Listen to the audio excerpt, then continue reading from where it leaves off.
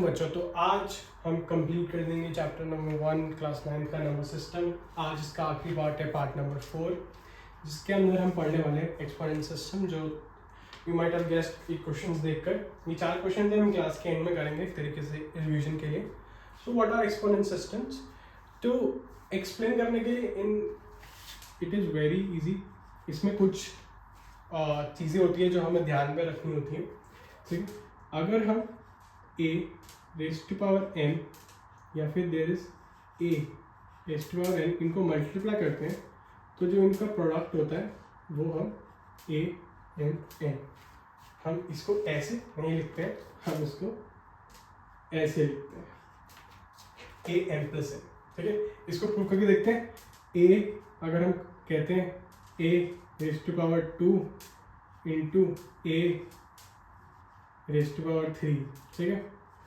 तो अब इसको खुद खोल के देखो कि a का स्क्वायर है, a का क्यूब है, a मल्टीप्लाई a, ये a स्क्वायर भी तो हम ऐसे लिखते हैं ना।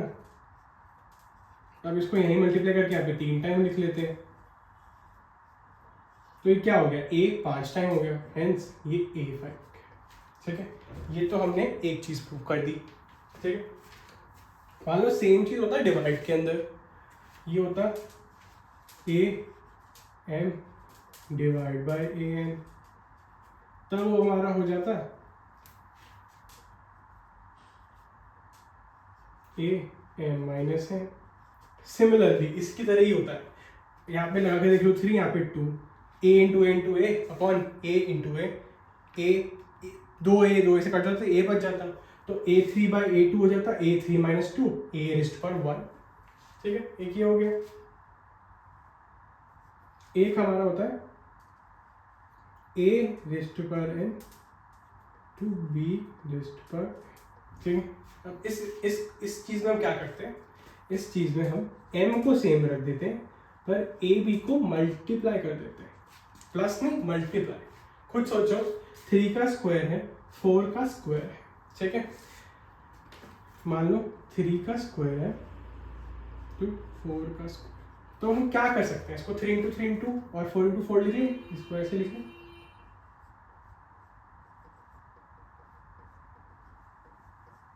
और इसकी पेयरिंग कर दो, तो ये हो जाएगा 12 इंटू 12, हेंस 3 इंटू 4 12 का स्क्वायर। ठीक है, ये हो गया हमारा थर्ड।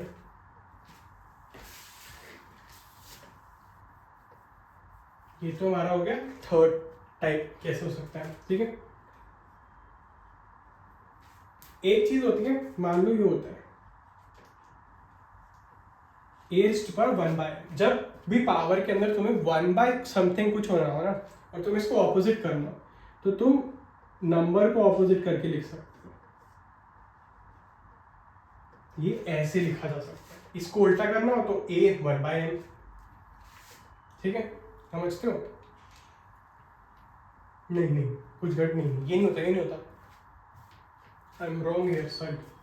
वो नेगेटिव में होता है, अगर पावर नेगेटिव में हो तो अगर उसको हमें पॉजिटिव करना है तो हम फिर उसको सब कर सकते हैं, ये अलग चीज़ है। ठीक है, इसको मल्टीप्लाई कर, वो छोड़, अभी इस पे a रेज़्ड पावर n का होल स्क्वायर होता है, तो इस केस में हम दोनों पावर्स को मल्टीप्लाई करते हैं।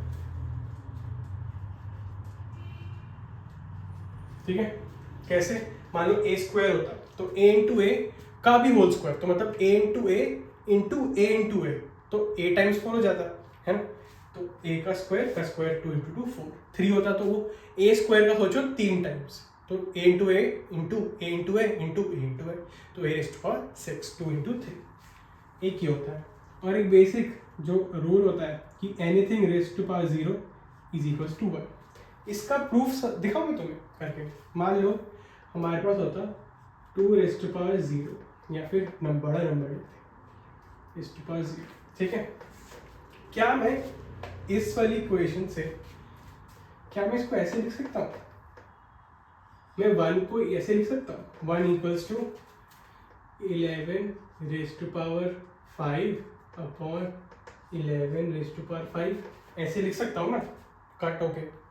तो इस वाली इक्वेशन के अकॉर्डिंग मैं ये लिखूं, तो ये क्या हो जाएगा, 11 5 माइनस 5 0, तो 11 raised to power 0 equals to 1।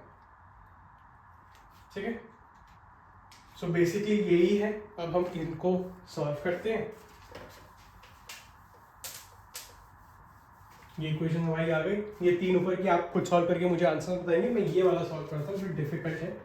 It's a very good question. ठीक, क्या करेंगे, पहले तो हम इसको इसके साथ पहले सॉल्व करते हैं। ठीक, पहले तो हम वो वाला यूज करते हैं, a x - 5 कर लेते हैं।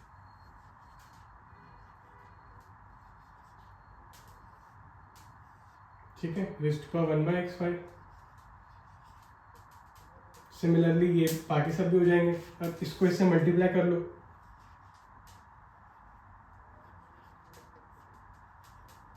मल्टीप्लाई बाय a हो जाएगा, क्या हो जाएगा,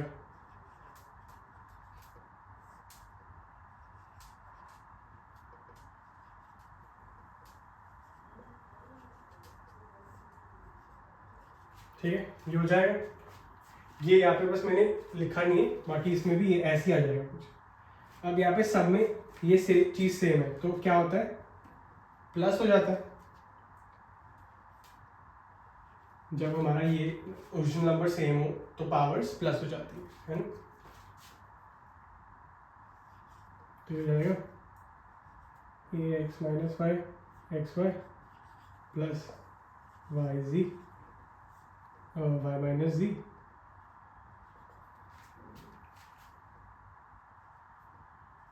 upon yz plus x - x z - x z - x है। ठीक है, अब इस a को थोड़ी देर साइड रख देते हैं, इसको सॉल्व करते हैं। इसका डिनोमिनेटर ले लेंगे,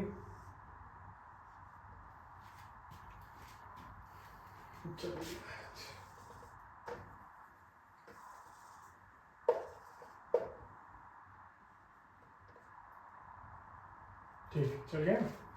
तो ये x y z हो जाएगा। देखो करके देखो, x y y z z x का अगर हम कॉमन मल्टीपल या फिर वो लेंगे तो x y z हो सकता है ना बीच नीचे। अब यहाँ पर इसको इससे मल्टीप्लाई करेंगे, ये तो करना आता है डिवीजन, तो y प्लस यहाँ पे x हो जाएगा प्लस यहाँ पे क्या हो जाएगा y z - x। ठीक है,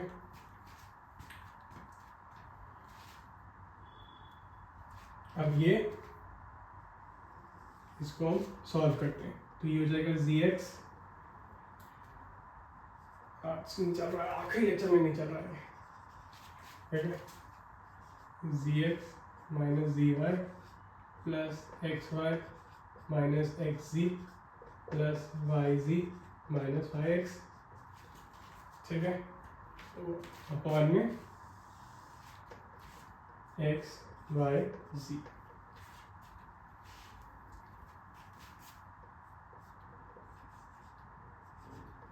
ठीक है, अब एक चीज यहाँ पे नोटिस करो, zx और ये रहा माइनस एक्स या जी एस, तो इससे ये कट हो जाएगा। ठीक है, g y y g cut cut, x y minus x y y x cut, सब कट हो गया, तो ये इक्वल्स टू 0 इक्वल्स टू 0 हो गया। तो एक की पावर 0 हो गई। अब एक की पावर 0 क्या होता है 1, हेंस इसका आंसर हमारा हो जाएगा 1। सो इस यूनिट का ये आखिरी लेक्चर था, ये यहाँ पे कंप्लीट होता है। प्रीटी इजी, काफ़ी इजी थोड़ा सा, मैं दिक्कत भी हुई, मार्क कार्ड हमारा थोड़ा चल नहीं रहा था। कुछ भी क्वेश्चन हो तो मुझे ज़रूर कमेंट सेक्शन में बताना। ये 3 क्वेश्चन सॉल्व करके मुझे आंसर कमेंट सेक्शन में डालते हैं। Guys thank you. ये लेक्चर यहीं कंप्लीट होता है, ये चैप्टर यहीं कंप्लीट होता है। All the very best.